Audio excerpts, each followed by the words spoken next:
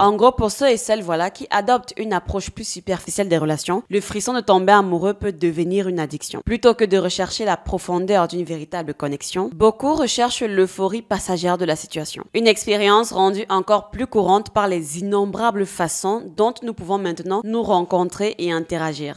A situationship. Situationship. Situationship. Situationship. Situationship. Situationship. Je ne sais pas vous, mais Internet m'a fait découvrir un terme l'année dernière que je ne connaissais pas avant dans l'univers du dating game. Il s'agit du terme situationships. Cette phase incertaine où les protagonistes hommes et femmes se datent sont parfois même intimes, mais pour l'un ou pour l'autre, la fameuse discussion sur que sommes-nous vraiment n'arrive jamais ou alors est subtilement évité. J'avais envie de traiter ce sujet depuis un moment parce qu'il y a un de mes abonnés qui vient en consultation chez moi par rapport à cette situation. Il est en situationship depuis 1 an, voire même un petit peu plus, et rien ne se concrétise en fait malgré tous ses efforts. Et je vous avoue que c'est pénible à écouter et c'est attristant comme statu quo. Alors dans cette vidéo, j'aimerais partager en fait ma pensée et mes observations par rapport à ce phénomène et on va faire l'effort de ne pas rendre cette vidéo tel un cours magistral. Donc merci de rester jusqu'à la fin et de penser à vous abonner si ce n'est pas déjà fait. Être en situationship, c'est être dans une relation sans engagement ou en attente d'engagement et parfois même malgré les efforts de la personne la plus sérieuse du duo, l'engagement ne pointe toujours pas le bout de son nez. Pour un homme, ça va se manifester par une femme qui est là sans être là. Elle va vous écrire, sera partante pour des sorties et dans certains cas pour être même intime également, mais ne voudra pas mettre un nom sur cette relation. Souvent parce qu'elle souhaite garder ses options dans l'attente de mieux ou alors parce que être célibataire, c'est ennuyant. Oui, je n'exagère même pas. Il y a des gens qui vont en date pour tuer le temps, pour tuer l'ennui. Je ne comprends pas c'est quoi le projet. So you want me in your life, but you don't want to commit to me. Why? Because I like you. But then why don't you want to be in a relationship with me? Oh, because I don't like you like that. I like you as an option and I want to keep exploring my other options. So you're going to spend time with me and say sweet things to me, but you don't actually want to progress things. That's right. I like this easy thing we have going on without having to be tied down. Oh, so if I want a relationship, I'm wasting my time here. Yep. That's right.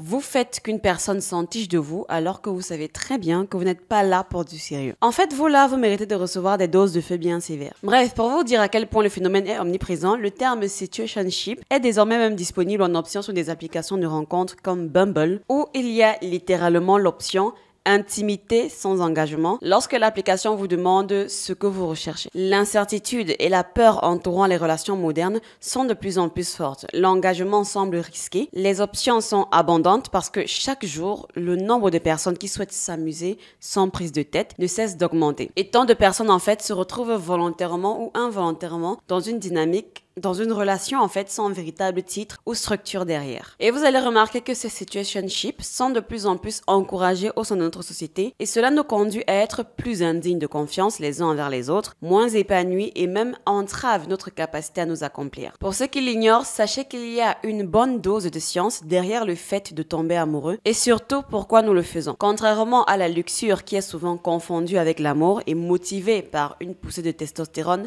chez les deux sexes, l'amour est principalement alimenté par la dopamine, le neurotransmetteur responsable du plaisir et du lien émotionnel. Regarder quelqu'un qu'on aime provoque l'activation du cerveau dans des régions riches donc en dopamine. Cela a intuitivement du sens. Toutes les espèces de millions d'individus évoluent pour être préoccupés par la reproduction. L'accouplement et le fait de tomber amoureux augmentent la probabilité que nous voulions nous reproduire et donc le cerveau a évolué pour avoir ce programme qui nous dit essentiellement si cette personne coche suffisamment de bonnes cases, je vais vous rendre accro à elle. Bien sûr, la psychologie humaine est bien plus complexe que cela et nos raisons de tomber amoureux semblent souvent illogiques, mais ce qui va être pertinent pour cette partie de la vidéo, c'est de savoir que lorsque vous tombez amoureux, vous libérez une tonne de dopamine lorsque vous pensez à voir ou alors à être avec cette personne. Pendant cette période, vous êtes susceptible de ressentir des sentiments intenses de passion envers cette personne à mesure que vous en apprenez lentement sur elle et c'est ce que l'on pourrait appeler la phase de lune de miel. Il y a en fait un terme plus clinique pour ce phénomène connu sous le nom de modèle de taux de changement dans l'intimité. En gros, le phénomène explique que la passion résulte d'une augmentation de l'intimité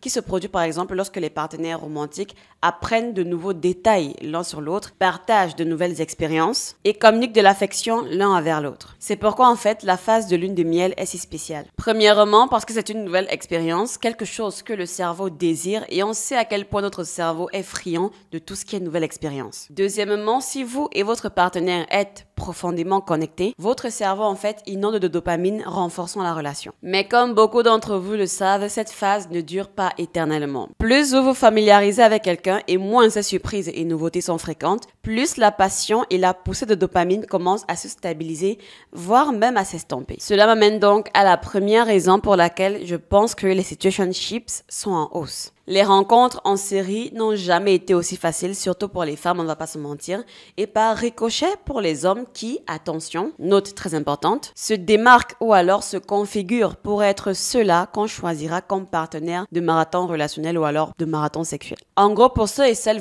qui adoptent une approche plus superficielle des relations, le frisson de tomber amoureux peut devenir une addiction. Plutôt que de rechercher la profondeur d'une véritable connexion, beaucoup recherchent l'euphorie passagère de la situation. Une expérience rendue encore plus courante par les innombrables façons dont nous pouvons maintenant nous rencontrer et interagir. Et quand j'en parle, ça me rappelle en fait une créatrice TikTok sur laquelle je suis tombée. Je ne sais pas si je retrouverai la vidéo, mais qui en fait faisait un peu des espèces de challenge. Elle se filmait en train de se préparer pour aller à des dates et elle pouvait en faire plein dans la semaine. Et pour ceux qui, à tout hasard, se demanderaient peut-être en ce moment quel est le problème avec le fait de sortir avec plusieurs personnes ou alors d'aller à plusieurs dates, etc., on va y répondre. Le slogan de l'application Hinge est que l'application de rencontre est conçue pour être supprimée, mais soyons honnêtes, les applications de rencontre ne font pas de profit sur les gens qui trouvent l'amour durable, bien au contraire. Comme les plateformes de médias sociaux, elles sont conçues pour vous garder accrochés en balayant sans fin à la recherche de quelque chose qui semble toujours hors de portée. Les applications de rencontre prétendent rendre les interactions, les intentions en fait plus claires, mais quiconque y est réellement habitué sait que les rencontres en ligne sont souvent déroutantes, en plus du fait que 70%, voire même plus, des utilisateurs d'applications de rencontre sont des hommes. Ce qui signifie que seul un petit pourcentage d'entre vous, messieurs, obtiennent des correspondances cohérentes. Vous êtes obligé de juger quelqu'un en fonction de quelques photos organisées et d'une courte biographie. Cette structure incite les utilisateurs à optimiser leur profil plutôt que de présenter une version authentique d'eux-mêmes, rendant encore plus difficile de déterminer si quelqu'un est vraiment compatible avec vous dans la vraie vie. Oui, l'attirance physique est évidemment très importante, surtout dans les premiers stades en fait d'une relation, mais une première impression de quelqu'un sur une application de rencontre peut souvent être bien plus trompeuse en fait que dans la vraie vie. Par exemple, disons que vous matchez avec cette fille que vous avez trouvée mignonne, qui semble être votre type de fille en fait, selon son profil. Elle est assez aventureuse, elle aime essayer de nouvelles choses, elle recherche une relation monogame, une relation à long terme, mais est ouverte à une relation courte, eh bien, vous vous dites que c'est assez bien pour vous. C'est tout bénef. Mais selon la tendance actuelle, il y a jusqu'à 4 scénarios catastrophes. Voici le scénario numéro 1.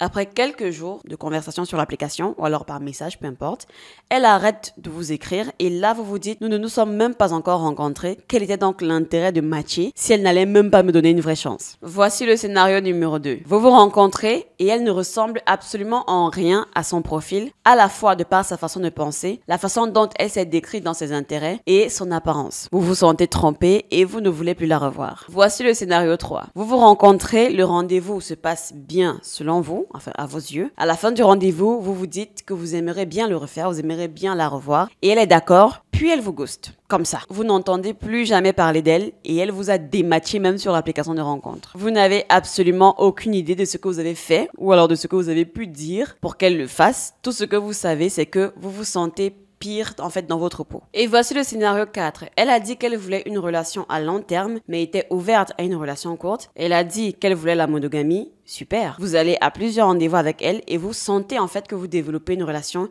et une connexion plus profonde avec elle. Vient donc l'heure de la redoutable question, que sommes-nous et où cela va-t-il nous mener? Et soudainement, le discours change. La personne ne veut plus rien de sérieux. Elle dit qu'elle aime bien le statu quo, qu'elle ne veut rien précipiter, etc. Bon, vous vous sentez maintenant comme un idiot absolu d'avoir laissé cette personne vous mener en bateau, de l'avoir laissé rentrer dans votre vie et de l'avoir laissé vous égarer avec ses intentions troubles qu'elle a mises sur son profil d'application de rencontre. Tout simplement à cause d'une seule chose, le frisson du flirt, la phase de lune de miel que cette personne ne veut pas voir s'arrêter parce que quand les choses évoluent, il va falloir devenir sérieux, etc. Et tout d'un coup, c'est moins excitant. Donc, pas étonnant que les gens soient de plus en plus accros à ces sensations de nouveau, raison pour laquelle ils se transforment en serial daters. Daters de dating, bien sûr. Le phénomène de serial dating, ou alors enchaînement de rendez-vous amoureux, désigne une pratique dans laquelle une personne multiplie les rencontres sentimentales ou sexuelles de courte durée, souvent via des applications comme Tinder, Bumble ou Hinge, sans véritable intention d'engagement à long terme. Ce phénomène a des conséquences importantes sur les relations hommes-femmes. Il transforme la rencontre amoureuse en un acte de consommation. Les partenaires deviennent des produits que l'on teste puis que l'on jette s'ils ne cochent pas toutes les cases. Cela réduit l'autre à une fonction. Est-ce que cette personne me procure suffisamment de plaisir, d'attention et de validation? Sur le moment, bien sûr. Ce phénomène où les intentions sont floues dans les rencontres est encore relativement nouveau. Bien sûr, les gens qui ont mené en bateau d'autres personnes ont toujours existé, mais l'ère numérique a considérablement amplifié ce problème. De ce que j'ai pu m'en rendre compte, on assiste à 5 scénarios, 5 phénomènes en fait sociaux déroutants qui en résultent. La déshumanisation et le consumérisme relationnel. Au cœur du problème, on sait que le serial dating, lorsqu'il devient une habitude ou une forme d'addiction, transforme progressivement la rencontre amoureuse en une expérience utilitariste. On ne s'intéresse plus à l'autre pour qui il ou elle est, mais pour ce qu'il ou ce qu'elle peut nous apporter pour le moment. Plaisir, distraction, validation, nouveauté. Cela s'apparente un petit peu à une logique de marché dans laquelle chacun est un produit avec ses caractéristiques techniques. Les interactions sont évaluées à travers des critères souvent superficiels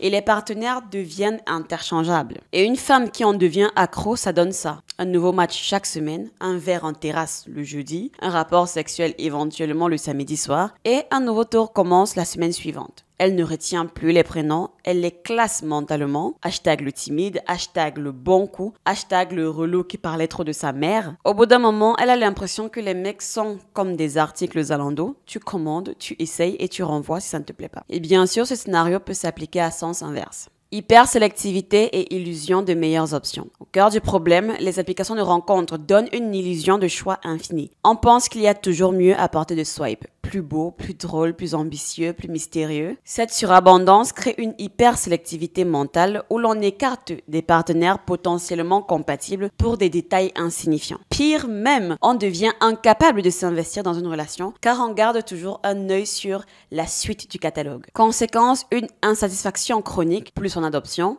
plus on se sent frustré. C'est l'effet en fait du paradoxe du choix. On n'ancre rien, toute relation devient un test temporaire et on commence à ressentir une perte du sens de l'engagement. S'engager en fait revient à renoncer au reste, aux autres. Mais dans cette logique, renoncer est perçu comme une faiblesse. Désensibilisation émotionnelle et perte de capacité à s'attacher. Au cœur du problème, l'enchaînement des relations superficielles épuise en fait le capital émotionnel, comme en fait une monnaie qui perd de la valeur. Le « je t'aime » ou alors le « tu me plais » devient banal, ça se dit à tout bout de champ. À force de créer des connexions sans lendemain, on développe une forme de blindage émotionnel. On devient tous des mentalistes, on anticipe les ruptures, les ghostings, les déceptions et donc on s'engage de moins en moins. En conséquence, on devient cynique, on ne croit plus en l'attachement sincère, on note une déconnexion émotionnelle, même en couple, on reste à moitié absent et la passion devient méfiance, l'amour devient stratégie, mais dans le mauvais sens. En 4, asymétrie des attentes et frustration croisée. Au cœur du problème, dans le serial dating, les intentions ne sont pas toujours alignées. Un tel cherche du sérieux, l'autre veut juste un plan cul. Parfois, les deux mentent ou alors jouent sur les zones grises. Résultat, les gens s'utilisent, s'illusionnent ou se blessent.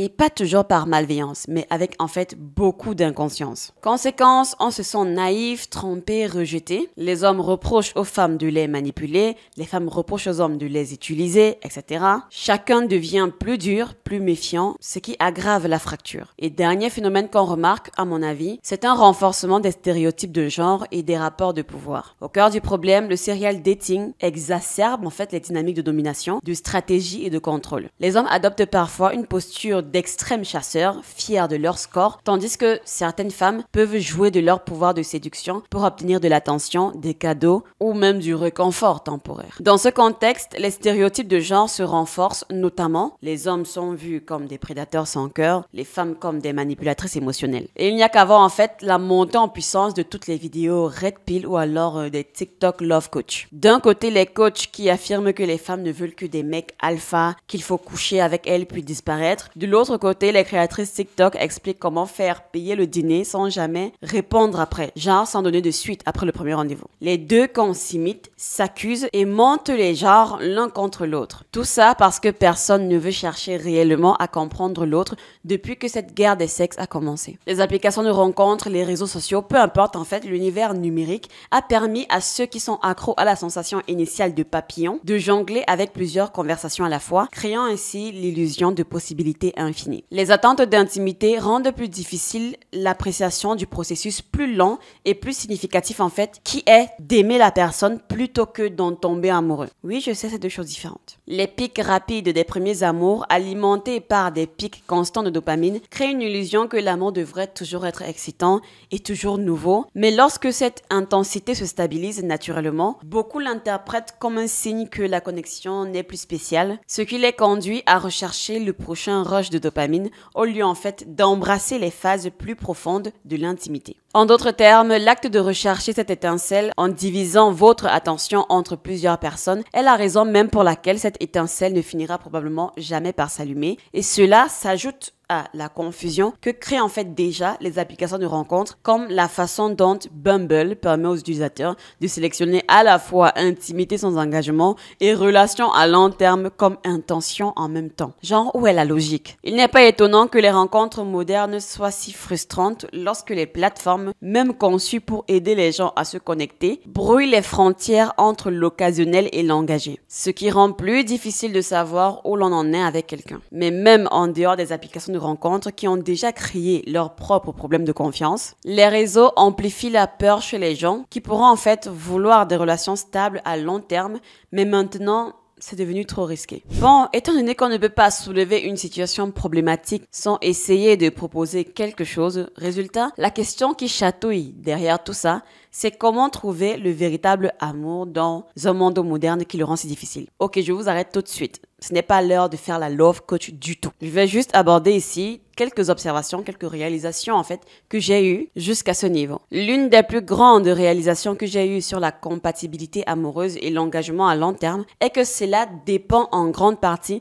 de la façon dont vous et votre partenaire s'aligne sur votre vision de l'épanouissement personnel. Alors, ici, vous pouvez remplacer vision par valeur. Est-ce que votre partenaire partage les mêmes valeurs que vous? J'en ai brièvement parlé dans ma précédente vidéo React, que le sentiment amoureux, il est volatile. Ce qui doit déterminer si on fait le reste de notre vie avec quelqu'un, c'est si cette personne est en phase avec notre façon de voir le monde. Il ne s'agit pas de lover juste parce que la personne est belle, juste parce que la personne va à la salle, etc. Il est temps de se calmer et de faire un peu preuve de bon sens. Alors, laissez-moi vous expliquer cela à travers quelque chose que j'ai découvert. J'ai réalisé que tomber amoureux est vraiment une question de savoir si vous voulez devenir la personne que votre partenaire vous façonnera à être. Tous les problèmes relationnels découlent d'un désaccord sur la façon dont l'autre personne agit. La première étape est de communiquer ces différences. Pouvez-vous répondre efficacement à vos préoccupations sans être hostile ou accusateur? La plupart des gens n'arrivent pas aussi loin. L'étape suivante, et c'est là que l'amour se développe, consiste en fait à évaluer si vous pensez que ces changements, donc les changements que votre partenaire pourrait effectuer en vous, sur vous, feront réellement de vous une meilleure personne sans changer le cœur de qui vous êtes. Évoluer, grandir sans se faire manipuler, c'est en gros ce qui doit être fait à ce niveau. Aimez-vous ce que l'autre personne suggère? Pensez-vous que cela pourrait vous aider à grandir et à devenir un meilleur partenaire? Si oui, vous êtes en train de vivre là quelque chose de vraiment spécial. Chacun de vous devra souligner les déclencheurs et les défauts de l'autre, les communiquer en temps, puis travailler dessus ensemble. Ce n'est qu'une fois que vous avez collectivement conquis les tempêtes que le véritable amour commence à fleurir. Eh bien, il s'avère qu'il y a en fait un nom scientifique officiel à ce processus, ce phénomène, et cela s'appelle le modèle d'auto-expansion. En tant qu'être humain, nous avons un désir naturel de grandir et d'élargir notre perception de nous-mêmes. Alors, je vous zappe tous les détails scientifiques,